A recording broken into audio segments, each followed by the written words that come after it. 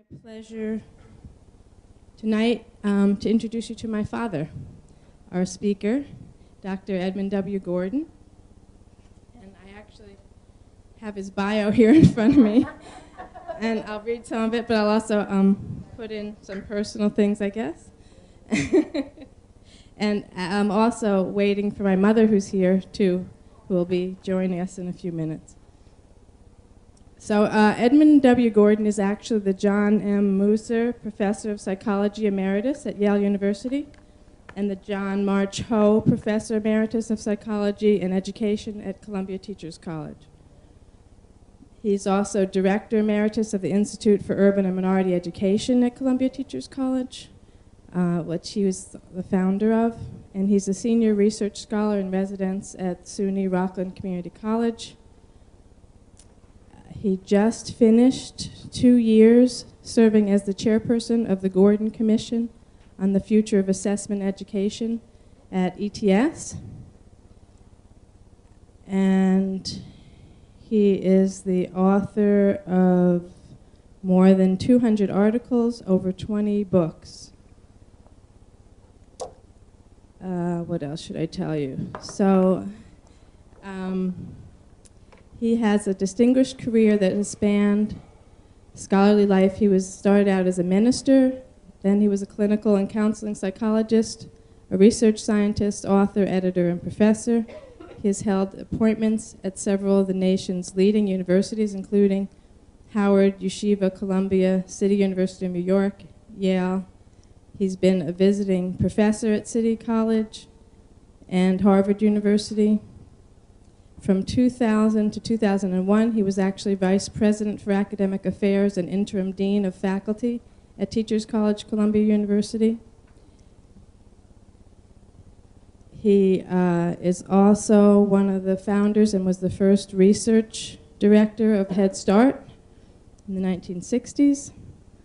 He and my mother, Dr. Susan Gordon, founded a clinic in Harlem in the 50s. Called the Harriet Tubman Clinic for free health and mental health services.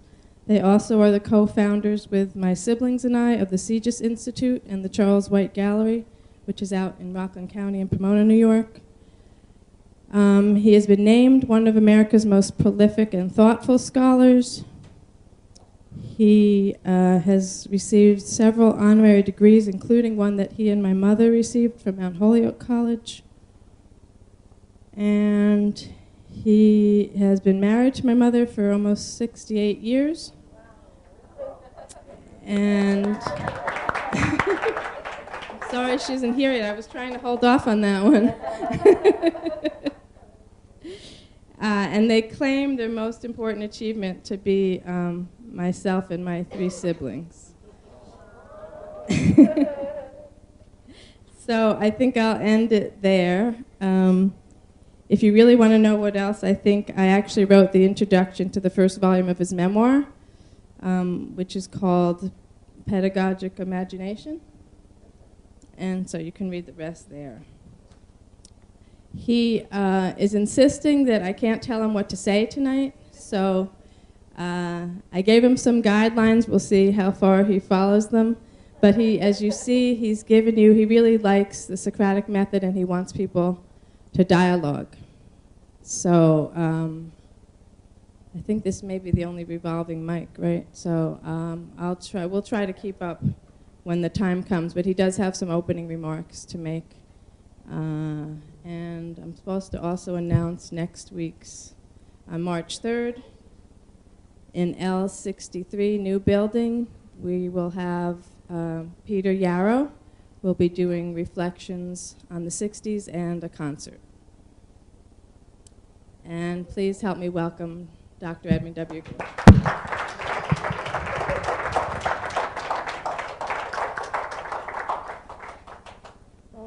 Thank you, Professor Gordon Nimhart, and thanks for inviting me. If you want to have a curriculum that is long as mine, you have to live a long time. And I've been around a long time. I retired from Yale in 1991 and have managed to keep active since then. I guess my other quick piece of advice is that if you want to live a long time, try to keep busy. I seem to have made it for almost 93 years and have, please come in, and have not had much time that was wasted. My wife just appeared and I was hoping she'd come on in. So if you, oh, maybe she's coming this way. Let's see what else unimportant I can say until she gets here. I should tell you that I wish the room was set up a little differently so that I was in the middle. For the last 15 years of my active career, I pretty much stopped lecturing because I don't think people can listen really actively too long. I prefer conversations, exchanges. I've passed around a little sheet that is not enough for all of you to see, but it's pretty much going to includes most of the points I'm going to hit on. If you've also had a chance to read a paper that Professor Nemhard shared, this is Dr. Susan Gordon.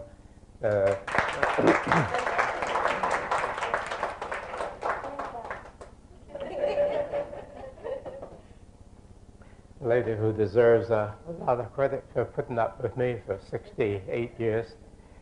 It was in 1946 that both of us happened to be in Omaha, Nebraska. She was there for 6 weeks and I was there for 6 months.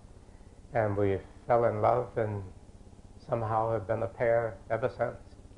I'm not sure I advise choosing your life's mate that quickly, but it certainly worked for us. I've never had an unhappy day for that.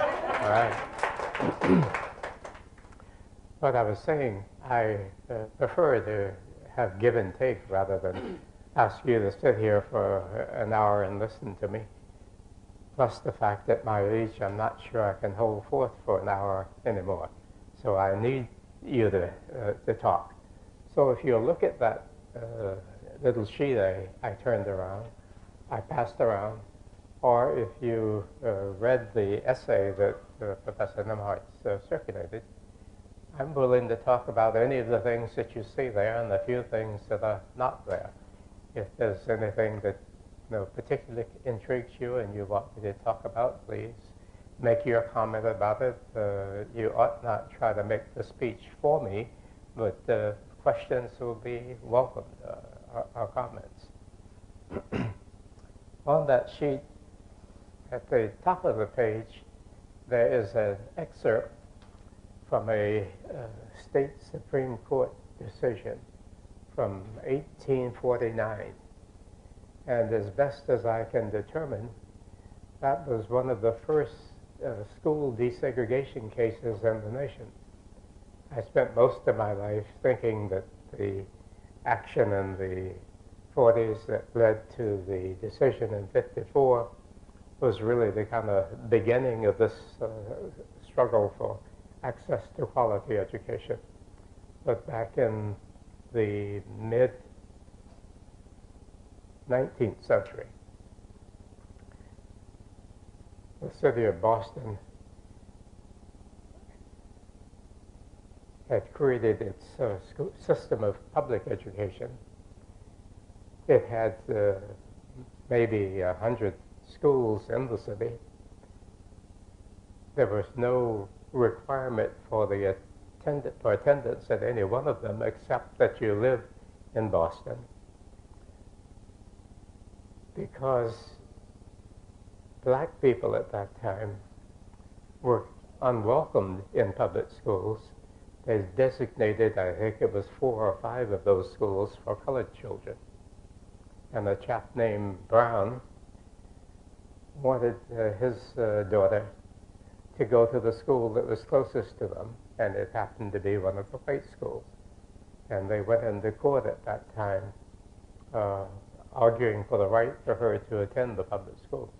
And sure enough, the courts ruled that the Constitution of Massachusetts at that time required that anybody in Boston attend the school closest to them. And this was the school that was closest to this child. And interestingly enough, they ruled that there was nothing in the Constitution that gave the right of the state or the school system to refuse admission to public services to anybody who was a citizen of Massachusetts. And as you read that excerpt that I gave you from that court ruling, it could have been written in the 1950s or 60s, and for some parts of this country, it actually should be written and reinterpreted and promulgated even now, because despite the fact that in 1954, the Supreme Court unanimously ruled that public schools could not be discriminatory in their admission of students. The chap out at UCLA who heads a school desegregation research group claims that our schools are more segregated in, 2000, I've lost where we were, 2014, than we were before 1954. So anyway, I begin my notes with that, and I go on to give you some kind of landmarks for developments in the 150-year struggle for equal access to good education in this country. Most of it has been dominated by concern for racial, I wouldn't call it integration, but at least racial desegregation throughout the latter part of the 19th century. There was a struggle among poor white people and recently freed enslaved people simply to get public schools. And shortly after we won that battle, that is public schools throughout the nation, the schools in the South, or the people of color in the South, started arguing for access to good quality schools. It wasn't even dreamed of in those days that we would struggle to desegregate schools. The pattern of racial separation was so well established by the turn of the century that what we were really asking for was access to good schools. Many people thought at that time that if there were not the racial barrier that would give people of color access to good schools, because if they were in the same schools with white folk, they would get better education. But because of the Plessy-Ferguson, is that it? Decision, which instantiated for a while separate but equal as meeting the constitutional requirement for equal treatment. What we concentrated on was trying to make the black schools as good as the white schools. I remember in my childhood, there was a rash of activity down in North Carolina, just trying to bring the physical plants of public schools up to par, because the schools for black kids were very, very, very inferior to the schools for white kids. The next struggle was the struggle to equalize teachers' salaries, because I can remember in elementary school, the black teachers were paid about half as much as white teachers. And in order to get their incomes up, they had to add graduate credits. They had to add course credits, because from almost the beginning of public schools, teachers have been paid in part in relation to their preparation, their training. this became a kind of sore point because the white teachers at that time, who didn't have to be as well educated in order to earn a livable salary, didn't get all that extra education. When we finally won the struggle for the equalization of teachers' salaries, white teachers began to protest because the black teachers were making more than the white teachers. And that was because, by and large, the black teachers were better educated than the white teachers. And it wasn't just the earlier pattern of discrimination with respect to pay. It was also the nature of the society at that time. There were not many things black people could do that brought them livable wages in the labor force. And for black women, teaching was about the only thing that they could do, so that you have attracted to the teaching profession for black women a attraction that teaching did not hold for white women, because there were other opportunities open to white women. That pattern actually has continued, and even to this day, one could argue that you are likely to find attracted to education people of color who, I don't want to be derogatory with respect to white women who teach, because there are a lot of excellent white women who teach, but the opportunities for white women in the labor force are such that fewer of them turn to education by default proportionately than do black women who turn to education by default. So that segregation in the schools, discriminatory treatment, not only influence the education of the students, it influenced the quality of career opportunities for the more privileged group. And in fact, it provided career opportunities for black people. As I was growing up in this period, if you could get a teaching job or a civil service job or a job on the Pullman car porters, you were propelled into the black middle class, because this is where where consistent job opportunities for people of color existed. There were broader opportunities for other people. Anyway, that was this, and I'm going to stop my rambling and let you focus my comments in a couple minutes. Through this period before, say, 1950, there were these struggles to somehow gain access to quality education for black people.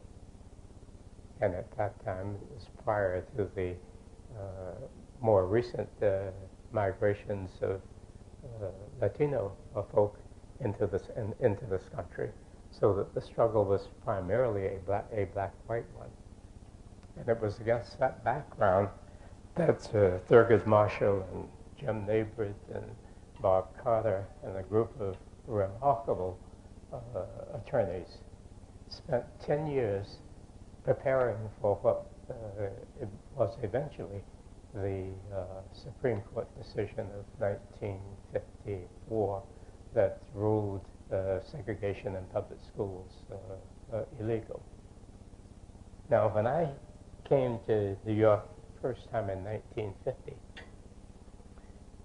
I was a graduate student up at Teachers College, and Goodwin Watson, who was a professor of social psychology, was looking for students who wanted to who would be willing to help a young assistant professor at City College who was trying to prepare a social science brief that Marshall and the other lawyers who were preparing for the 54 decision, that case, Topeka versus, Brown versus Topeka, who were trying to prepare that case to go before the Supreme Court.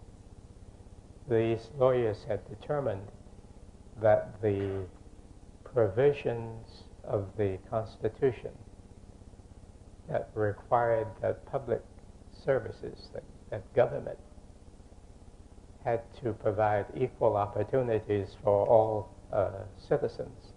They thought that that was the most vulnerable of that constitutional provision was not most vulnerable, but it made the system most vulnerable for attack.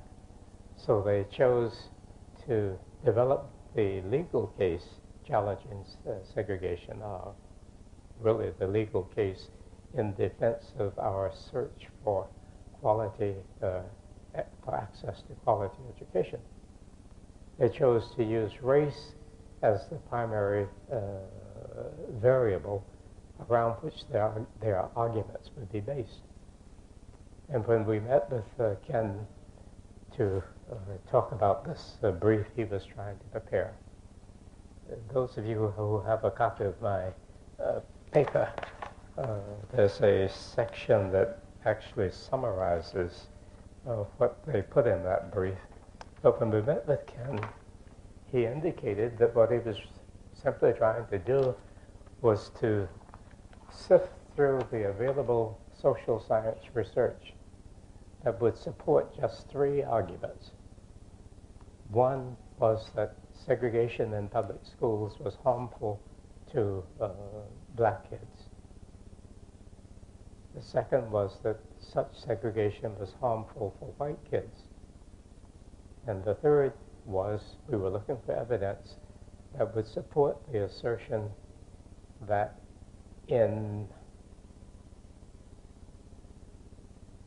social systems, if there are social structures that demand certain types of behavior, most of us would tend to comply with that behavior. And what was behind that notion was that if we could get the nation to take the state to take the position that segregation was illegal, most people would follow it. And sure enough, I think probably one of the biggest achievements of the civil rights movement around education, with race as its center, was just the establishment of that principle, that it was no longer legal, no longer constitutional for the state to require that people be separated by race. And that opened the door for lots of people in the country who wanted to be decent, who wanted to be law-abiding, to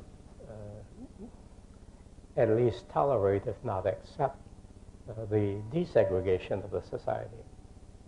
Somewhere in the paper I circulated, I suggested that I thought the focus on race may have been a mistake, and I still think that. But it was a mistake for education. It was certainly not a mistake for the society at large, because it revolutionized a racist nation. It didn't do away with racism. It didn't do away with racial discrimination. But it did open the door to the nation for all of the people who kind of wanted to or were inclined to or who might feel a little bit uncomfortable about breaking the law. It opened the door for all of us to begin to follow the law. I jumped ahead to 2 points I was dealing with. One was my participation in the generation of this brief that is referred to as the Clark brief, and incidentally has legal importance, not only for its contribution to that particular decision, but it was the first time in the history of the court that the court had cited in its decision conclusions that were based upon social science research. So those of us scholars of the social sciences were quite excited, pleased, because in addition to having won the battle on the issue before the court, we won a place, an acceptable place in the Supreme Court for the kind of research that we were doing. And Ken and the several scholars who prepared that brief were really quite astute, because the empirical evidence was really kind of wobbly, based largely on Ken and Mamie Clark's early research, what they call it the doll study, where they were able to demonstrate that black kids tended to choose white dolls, and they to prefer white dolls, and they inferred from those findings that that was a reflection of a damaged self-identity, denying self to embrace actually the opposition. There were a few other little studies of that sort, but none of them met what is now thought of as the gold standard for research. Controlled, randomly selected comparisons. The evidence on the negative impact on white kids was even weaker, and you had to kind of bend a little bit to the left to support the third of those arguments, that people are so docile that they will follow the law, whatever the law is. And certainly if we had the benefit of the data available since the decision on desegregation, we see that while a lot of us have taken advantage of the law to simply comply, we have found many, many, many, many ways to break that law, to avoid that law. Up in Rockland County, where my wife and I live and have lived for almost 60 years, we're having a hell of a time keeping middle-class, affluent families in public schools. First, to avoid the integrated nature of those schools. Second, the claim that those schools are inferior to many of the private schools. And there's a religious isolation factor that is contributing to it. But all across the country, as we tried to enforce the 54 decision, we had what is called white flight. White folks leaving the desegregated public schools. I remember working down in Prince Edward County, Virginia. Virginia, after that decision, decided to repeal the provision of its state constitution that required that counties provide public education. They just took that out of the Constitution, so no county would be required to run a public school that would have to be desegregated. And the Christian churches of Virginia got together and opened up schools for children, for white children, that is. In the county that my colleagues and I went to work, Prince Edward County, the public schools were closed. There were Christian academies for white kids. And for 5 years, there were no schools for black kids. And Bobby Kennedy called one day to say that he had decided as Attorney General he was going to open the schools in Prince Edward County, and he wanted some of us to go down and do so. And we were able to do so. We enrolled that first year 1,806, I think it was, black kids and 3 white kids. And the 2 families that gave us those 3 white kids were chased out of town. So that even though the law was there, our assertion in that brief that getting the law in place would carry people with it certainly did not hold in areas like Prince Edward County, Virginia. But to offset the weakness of the research, what Ken came up with was the idea that he would get some of the most respected social scientists in the nation to sign the petition, indicating that they recognize the ambiguities, the weaknesses of the empirical research, but they, as scientists, believe those 3 assertions. And sure,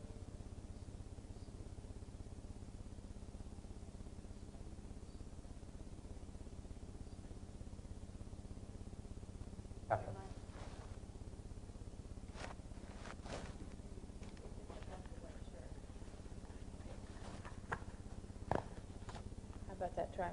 okay. I was simply, got it? Okay.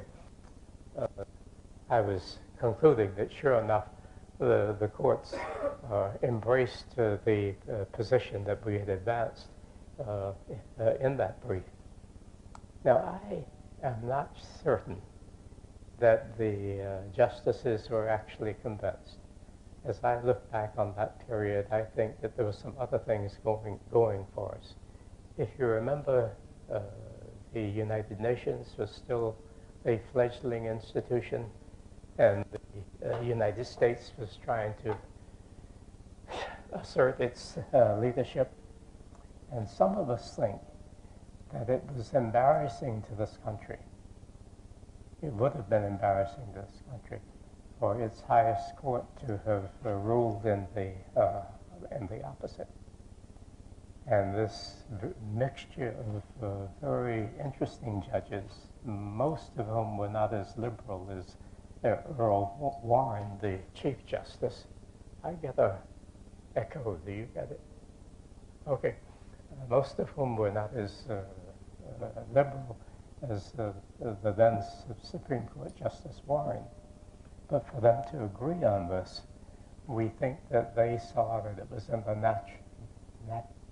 national interest that we back away from this adherence to state-supported segregation and declare that simply off limits for us. But anyway, we won that one. I ought to stop talking there, but I need to make one other point, and I'm going to invite you to pitch in. I said a few minutes ago that I thought it was probably an error for education, and that grows out of my conviction that race is probably not the biggest problem in education. And it may be that we were so distracted by race and the struggle to get rid of segregation in schools, hoping that that was going to solve the problem, that we failed to remember that what brought us to race as the variable that we were focusing on was the search for education of high quality. So we gave very little attention to the relationship between academic achievement, the development of academic ability, what I like to call intellective competence. We gave very little attention to the relationship between that outcome and the other aspects of human lives. We had even in 1950, and we certainly have by 2000, just overwhelming evidence that if you want to know what's going to best predict academic achievement, check the family incomes of the kids who are being educated. As family income goes up, academic achievement goes up. As family income goes down, academic achievement goes down. But somehow we've not been willing to tackle that. And we discovered that it's not just money. A French political philosopher, Bourdieu, talks about education in relevant forms of capital, health, nutrition, other human beings, social networks. He's got a notion that I like. He calls it polity, a sense that I belong. If I feel that I belong, your values, what you're trying to do, interests me. If I feel that I don't belong, what you're about, your standards don't mean that much to me. And even worse, if you don't feel I belong, you don't give a damn about my education or my health or anything. So Bourdieu argues that these education-relevant forms of capital are the thing that is carrying the weight. Now race comes to be a surrogate for them, because in a racist society, your access to such capital is influenced by your race. But focusing on the race, I'm contending, may be an error, because to really change that set of phenomena, you've got to change access to those forms of capital. Let me stop there and let you talk. Questions? Is this on?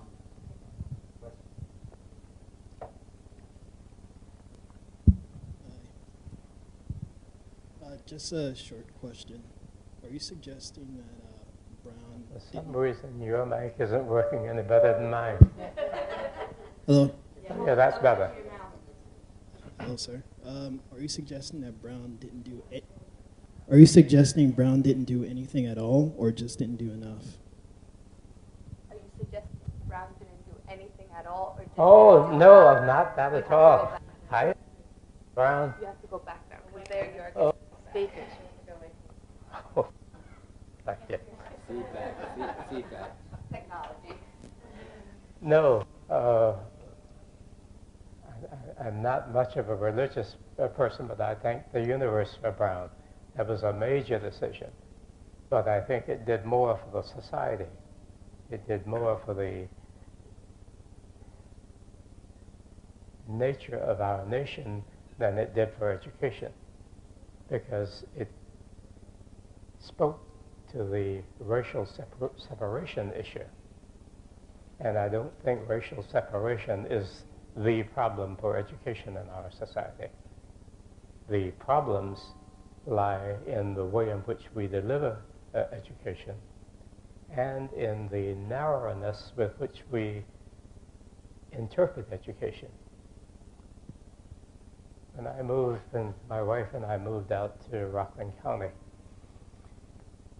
it was in 1954. There are a lot of folk from the Lower East Side who moved out to the county about the same time. And I don't think many of you are here old enough to know what the Lower East Side was like from, right. That was a working class area. And when we moved out there, our neighbors used to come to town to go to Radio City. They read the daily news. They were lower class people. But they had accumulated enough money to move to the suburbs, so they began to think of themselves as middle class people. And over time they began to read the New York Times. They'd come into the city to go to the show. But it was no longer Radio City. They were going to the theater, or to the opera, or to a concert. Having the resources and the growing awareness of the cultural load that goes with being middle class, they lived different lives. And their kids, and Susan's and my kids, went to the Ivy League schools, the major state universities. They are acting like affluent people in this country do. And that was within a single generation. looking at the second, and I guess the youngest now would be third generation, that's continuing. So that the thing that I'm arguing is that the Brown decision didn't do anything for that relationship between access to the education forms of capital, although it did do something to change the nature of racial separation in society. And it even changed that more radically outside of school than inside of school. We have resegregated our kids in school, but we have desegregated the society in broader domains.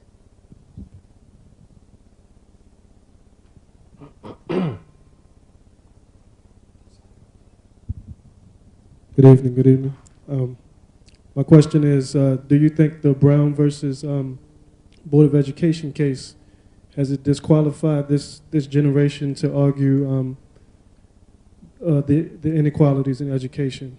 Like saying, can we not argue that it's unconstitutional the way the education system is unequal because they already integrated schools?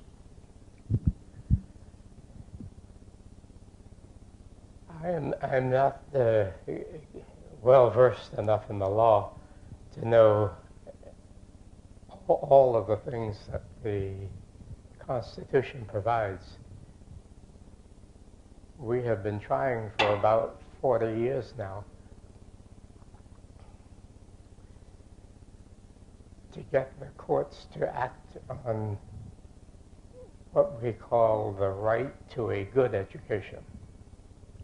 The closest we've come to winning that is that case that Mike Rebel brought here in New York State, in which he was able to demonstrate that the city of New York and the state of New York were underfunding education for Black and Latino and poor kids in New York City.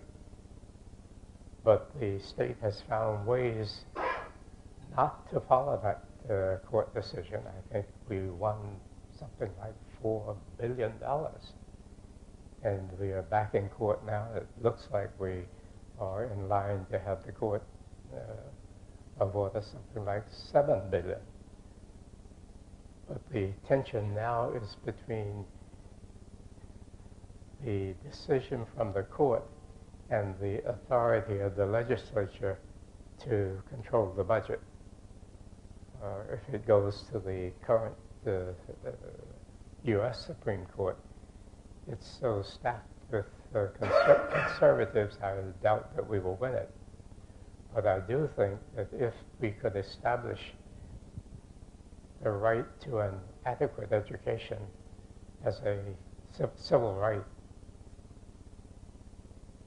we could be back in the court with a reasonable chance of winning if there's any fairness in the court itself.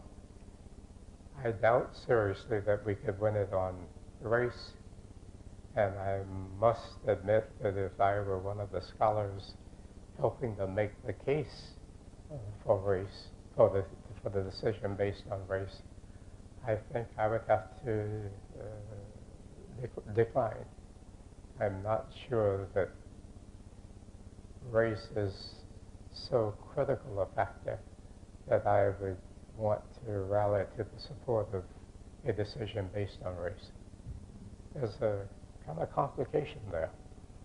Troy Duster, who's a professor of sociology down at NYU, asked the rhetorical question, how we can argue for racial equality and at the same time argue that the only way we can get equal education for black kids is to put them in classes with white kids. Is there something about whiteness now that enables black kids to learn? Or is there something about even being black that makes studying with white folk improve your academic achievement?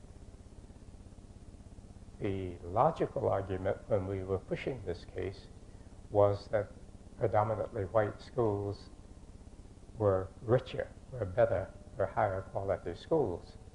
And we did have evidence that when the majority of kids in the school are high status and the minority is low status, the minority kids do perform more like the majority kids. But once the minority tips the balance and the higher status persons become the minority in that mix, the effect of the mix is lost. So it would be difficult, I think, in modern day to turn to the social sciences for the evidence to support the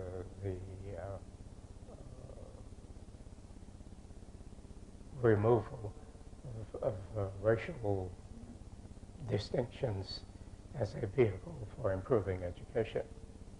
But we do know that when kids have access to the forms of capital that seem to enable schools to work,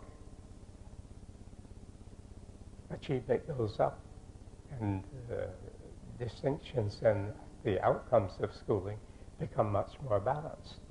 So if I were making the case in modern times, I would try to find something in that domain. However, we are a capitalist nation, and the folk who defend capitalism are smart enough to know that that would require the redistribution of wealth. And we are not a society that's ready for that debate right now. Or, I shouldn't say that. The people who control this society are not ready for that debate, because the masses of people are beginning to recognize that if we don't do something about the redistribution of wealth, we are going to crash as a society. Yes, sir? Oh, I was just going to tell you not to come forward. Oh, I'm sorry. Oh, yes, please. Good evening. My name is Henry Delgado. My question was in regards to, as you were speaking about right to education and income equality compared to, those who aren't disenfranchised, essentially. How much you think, or do you think it's a better argument if we can bring to the courts the elimination of school zoning, because school zoning seems to be a way of segregating that educational capital, as you were speaking of. Do you think that would be a better form of arguing or a better approach to taking to the courts opposed to using race? Maybe school zoning, keeping kids in their school districts where they're failing throughout, as the pedigree of failure. Maybe if they got eliminated the school zoning, that would help with the educational equality. I think anything that democratizes the society, including schools, is on the positive side. But I don't think changing the zoning patterns of schools will do it, because in this century, in the 21st century, I think our society, at least the folk who can afford it, have pretty much given up on public schools. And no matter how you zone them, they're going to be segregated, if not by race, by economic status. They're going to be underfunded. And more important, the culture is not going to support them in ways that carry, how shall I call it, an aspect of education that we have given insufficient attention to is the privilege assigned to intellect in the society, in the culture. And what we have done in this country is to make intellective competence, the privileging of mind and the control of mental processes and the use of mind in problem solving. We've made that the domain of the upper class, and too much of the middle class and most of the lower class is simply left out of that. So if I've got schools now where I've got a concentration of people who are not in the knowledge century, but are still maybe struggling with the skills century, no matter how you zone those schools, you're going to be in trouble.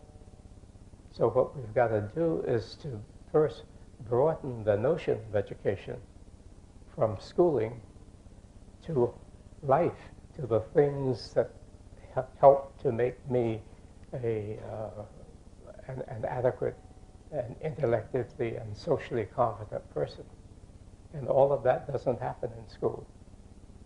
And if I can make it so much a part of the culture that it is harder for you to pick up your kids and run to a private place to have them educated, because it is ingrained in the politics.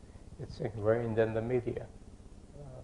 Some years ago, I was asked to do a study down in Montgomery County, Maryland, a rather affluent suburb of Washington, D.C. And they were troubled because in that community, even though money didn't seem to be a problem,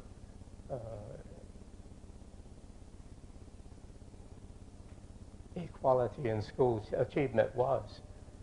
And one of the recommendations I added to the recommendations, knowing that they wouldn't be as taken seriously, was the recommendation that maybe the Board of Education needed to control the media, needed to license the TV and radio and newspapers and make them educated forces.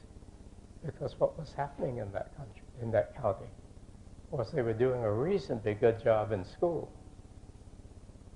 But in that affluent county, kids were learning so much other stuff outside of school that the kids who usually get left out, the domestic workers in Montgomery County, simply weren't doing well in school because they weren't getting the benefit of the richness of the culture in the community that they lived, which I believe is as important a part of the education as our schooling, as our schools. I've got 2 books on the subject. One, Supplementary Education, and in it I talk about the activities, the kinds of things that happen outside of school that reinforce, maybe even enable schools to work.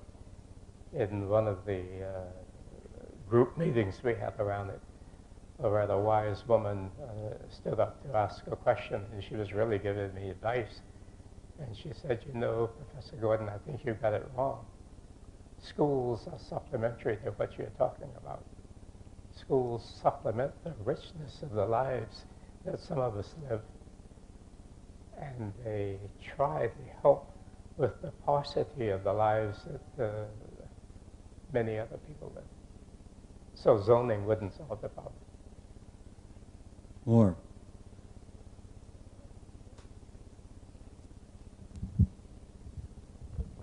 Hello. Can you hear me? All right. I wanted to ask if you agree that, given all points made thus far, that we're a society that isn't ready to redistribute the wealth, that we're a society that is more segregated now than we were then, yet still given the provisions made by the Constitution and these cases throughout the course of history, that perhaps we can or should recommend the same way that we standardize the test or the actual curriculum of the education, we standardize the quality and, I don't want to say luxuries, but amenities that come with the education, i.e. I went to school in Brooklyn as well as in the suburbs. And in the suburbs, I had an Olympic-sized pool. I had a field to learn my strengths and become a better person, as well as be stimulated by those different experiences. As opposed to in Brooklyn, I didn't have that pool or the same recreational facility or even workout. Hence, I led a different lifestyle due to my environment. I thought you were going someplace else, and I'll talk about that in just a second, but I'll endorse what you're recommending. What you're saying is that if we standardize the inputs that are available to kids, would I endorse that? Absolutely. My friend Jeff Canada up at the Harlem Children's Zone, who's just announced that he's stepping up and doing something else for them. But Jeff believes that he and the Harlem Children's Zone ought to provide poor kids the same kinds of services that rich kids have. And I fully endorse that. He and I part company on one point. He feels it is his obligation to ensure that it happens. He's got a movie that is called Waiting for Superman, and he's kind of disparaging Superman. But I think Jeff is trying to be Superman for his kids. And I think that what he ought to be doing is helping those kids' parents and other interested adults in that community to organize themselves to demand and create those kinds of resources of their own, and not wait for Jeff and other people like Jeff to simply give them. But whether they should have them or not, absolutely. However, I thought that you were going to talk about a move that is afoot to have the United States follow some of the Scandinavian countries and begin to guarantee to every family the income that they need to live an adequate life.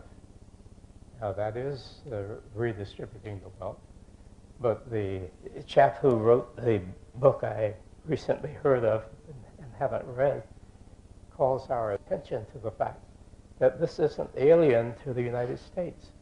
That in Alaska, which has a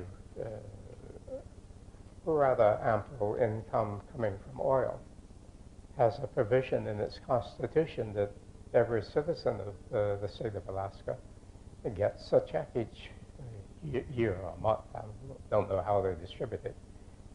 Right now, it's much too small. It's probably less than $1,800 a year. But the state is paying to its citizens money that comes from the wealth that is produced by that state. Now, if we stop letting private corporations hold on. The capitalism. I just said capitalism. Okay. This is my assistant here, and when she speaks, I think she's cueing me to do something. And she was just reflecting what I was saying. If we in the United States were to capture just a portion of the surplus wealth that is produced by our corporations, and particularly that is produced offshore, that is away from the country, that is not even subject to our tax code, instead of distributing that money to us stockholders and paying such enormous loot to the mismanagers of those corporations, we could distribute that among the people. Now, I'm not sure that just distributing money is going to solve the problem, because if we take the cultural piece I was just speaking to the brother back here about, we would have to have our people grow in their capacity to do what my neighbors up in Rockland County did, to recognize that their conditions of life had changed. That meant that their cultural forms could change if they wanted to move into this new world. And if you notice, my voice is running out, so I wish you would do more of the talking now. I'll be brief. Mm-hmm. Oh, you may be longer. Could you share your thoughts about? Could you share your thoughts about how communities of color can associate a positive relationship with academic achievement, as opposed to us thinking about doing well in school being white? Invited to a meeting out at UCLA, and it's on electronic games. You know, we scholars call them epistemic games. It means the games that you learn from. I thought of that as you raised your question because that would be one of the easiest, easiest avenues for us. We are lucky that there is money to be made in these games because it means that some of the brightest people in the country are now working on them and producing them. I think the current industry is commanding something like 10 to 12 trillion billion. I can no longer deal with those numbers. Anyway, a tremendous amount of money is going there. If you have young kids, most of you know that there are very, very few of them that are not hooked on these games. But in this conference I'm going to at the Center on Education and Testing, what they're trying to do is how the prevalence of those technological interventions and their use can be turned to educative purposes. And if we can take advantage of a device like that to make problem solving, to make analysis, to make synthesis, to make the generation of relationships between things fun. Even before the people were convinced that something had happened to them, something would be happening to them, because the cognitive psychologists tell us that as we engage in these kinds of activities, the mind actually changes. The capacities of mind change. Now, if we could tie that somehow with some more direct cultural interventions, and cultural doesn't quite catch it because I'm thinking about the substance that you're going to use your brain to think about.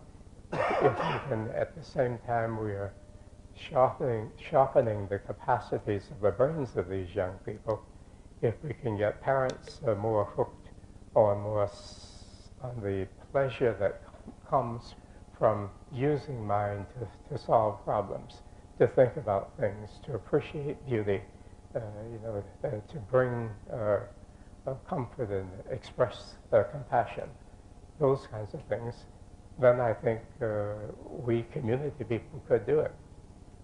And I would use that to say that one of my major campaigns right now is to try to get communities of color to assume the responsibility for doing this for ourselves.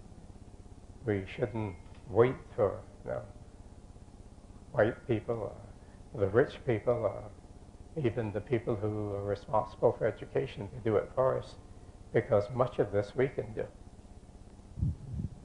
One more question.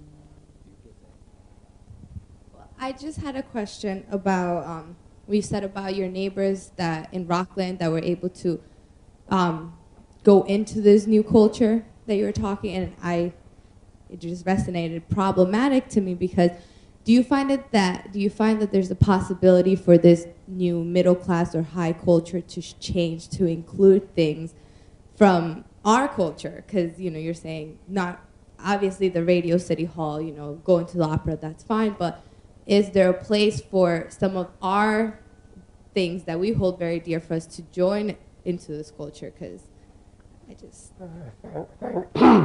Thank you for calling me on that, because I did give the impression that culture works in only one direction. But these same families are celebrating their own cultures, finding richness in them, and even expanding them. If I use that example again, I should talk about their broadening and enriching the range of their cultural expressions rather than just the point to their becoming more and more like middle-class people. But folks, thanks for letting me talk with you.